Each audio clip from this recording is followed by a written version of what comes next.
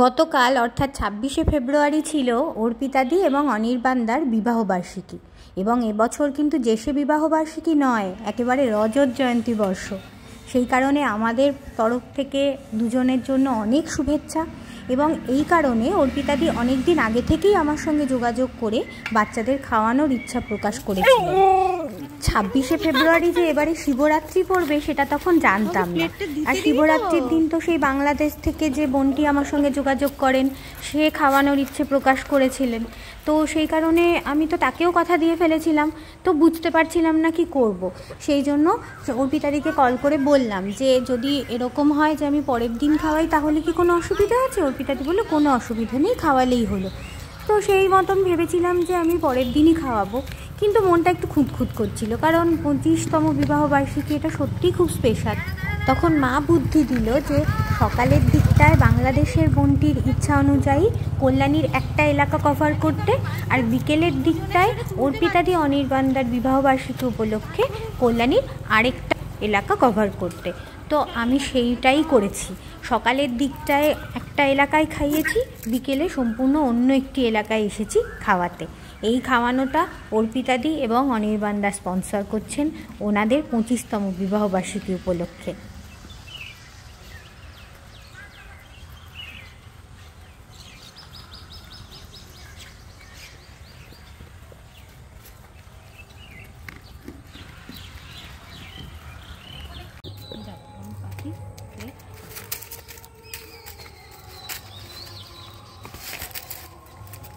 এইবার আমি বলবো,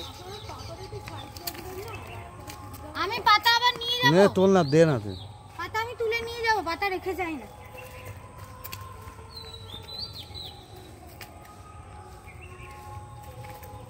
নে খা, কিছু ভয় পায় নাকি?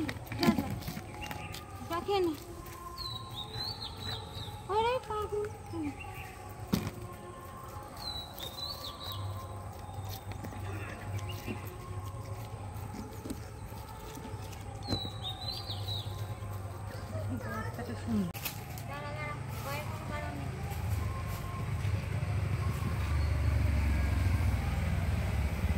মানুষ এত সুন্দর করে এগিয়ে আসছেন এই কাজে যে আমার না সত্যি বলছি, আমার কোনো পরিশ্রম বলে মনে হয় না। কারণ আমি ঠিক এটাই চাই যে সব মানুষ এগিয়ে আসুক এবং এইভাবে ওদের পেটে একটু খাবার জুটুক, ব্যাস এইটুকুনিই চাওয়া। সেই কারণে আমাকে যা করতে হয়, যতটা করতে হয় আমি করব। ওটা একটু দূরে দে না, ওকে ওকে একটু দূরে দে।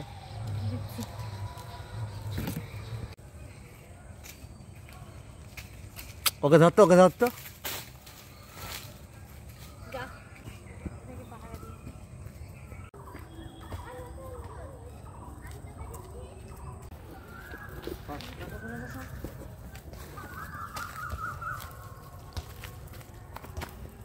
খেয়ে নাও, যাও, সবাই ভদ্রভাবে খাও, যাও, তোমাকেও দেবে।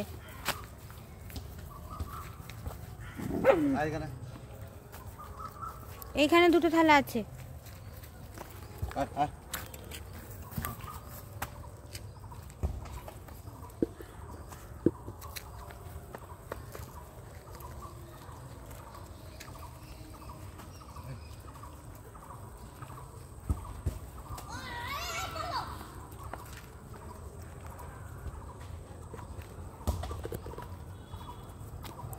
অর্পিতাদি দেখো, তোমাদের ২৫তম বিবাহবার্ষিকীতে সবাই কত আনন্দ করে খাচ্ছে। সবাই খাও, নিমন্ত্রণ। কোনো কোনো কুকুর এত ভয় পায়, হয়তো ওদের কোনো খারাপ অভিজ্ঞতা আছে, তখন সত্যিই কষ্ট হয়, এক্সপেক্টই করে না যে আমি ওদের খাবার দিতে পারি, খুব অবাক হয়, তারপরে আস্তে আস্তে এসে খায়।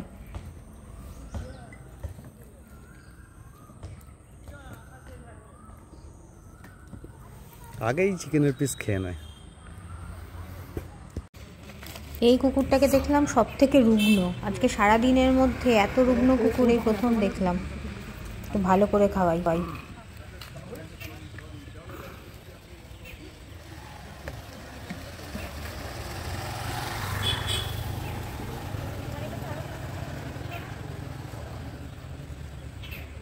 বিকেলে বেরিয়েছি তো, ঘুরতে ঘুরতেই প্রায় সন্ধে নেমে এসেছে। এখন তো তাড়াতাড়ি সন্ধে নামে।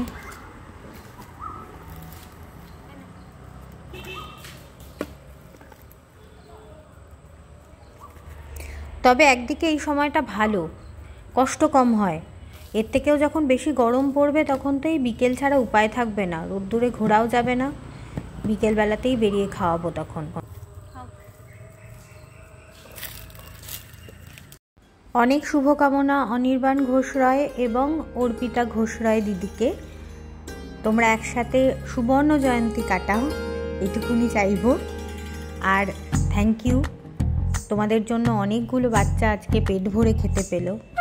খুব ভালো থেকো তোমরা।